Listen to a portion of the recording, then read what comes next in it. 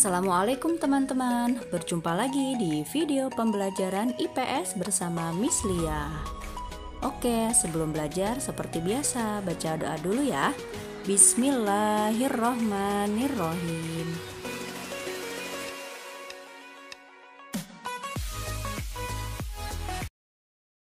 Nah teman-teman, materi minggu ini yaitu lanjutan dari minggu kemarin.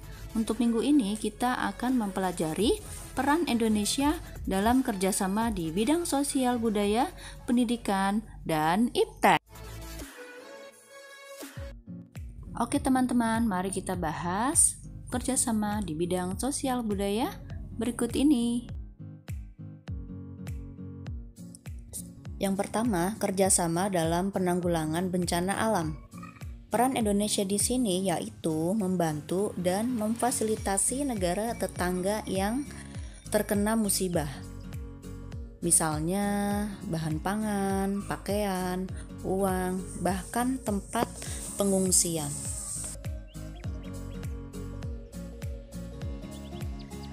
Selanjutnya, menyampaikan gagasan mengenai pentingnya penegakan HAM atau hak asasi manusia.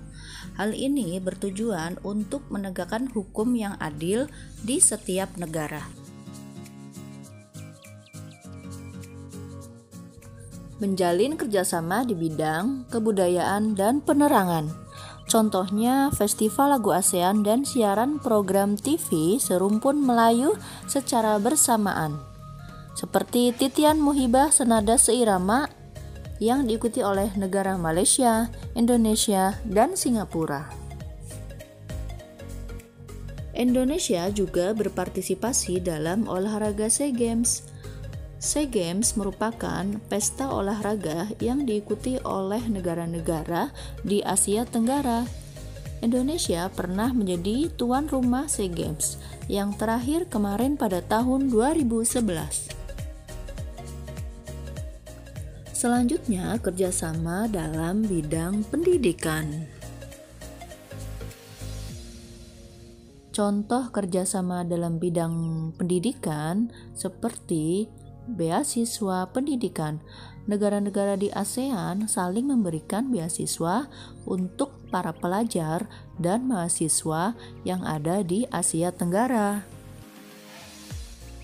Pertukaran pelajar. Selain beasiswa studi, universitas di Asia Tenggara yang tergabung dalam ASEAN University Network juga menyediakan pertukaran pelajar. Olimpiade pendidikan. Para pelajar juga bisa saling mengikuti kegiatan Olimpiade Sains dan Matematika yang diadakan kawasan negara di Asia Tenggara.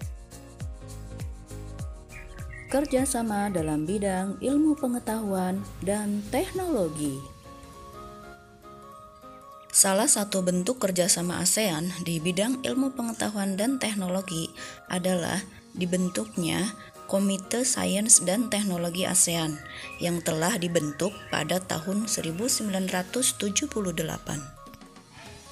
Tujuannya adalah meningkatkan kemampuan para tenaga ahli ASEAN di bidang penguasaan ilmu pengetahuan dan teknologi.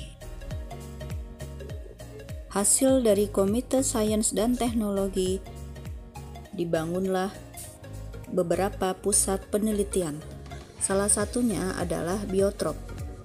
Biotrop melakukan kegiatan untuk meningkatkan kapasitas dan pemberdayaan sumber daya manusia di Asia Tenggara yang meliputi penelitian, pelatihan, jaringan, pertukaran personel, dan penyebaran informasi dalam biologi tropika. Selanjutnya, mengelola pusat pendidikan bahasa Inggris. Regional Language Center adalah sebuah proyek pendidikan yang berlokasi di Singapura, yang bertujuan untuk fokus meningkatkan pendidikan bahasa Inggris di negara-negara Asia Tenggara. Mengelola lembaga penelitian dan pengkajian pertanian. yang bertujuan untuk memperkuat kapasitas kelembagaan dalam pembangunan pertanian dan pedesaan di Asia Tenggara. Mengelola Pusat Penelitian Ilmu Pengetahuan Matematika di Penang, Malaysia. Hal ini bertujuan untuk membantu dalam pengembangan tenaga kependidikan, sains, dan matematika di tingkat sekolah dasar dan menengah untuk negara-negara anggotanya.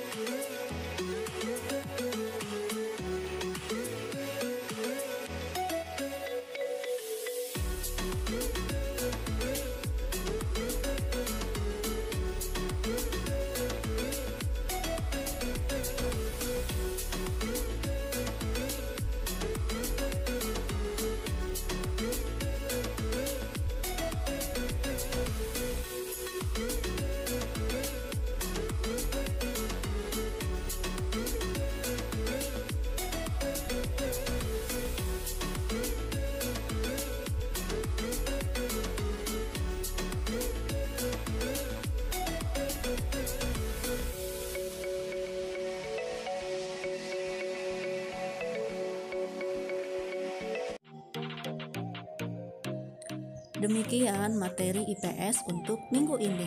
Terima kasih. Wassalamualaikum warahmatullahi wabarakatuh.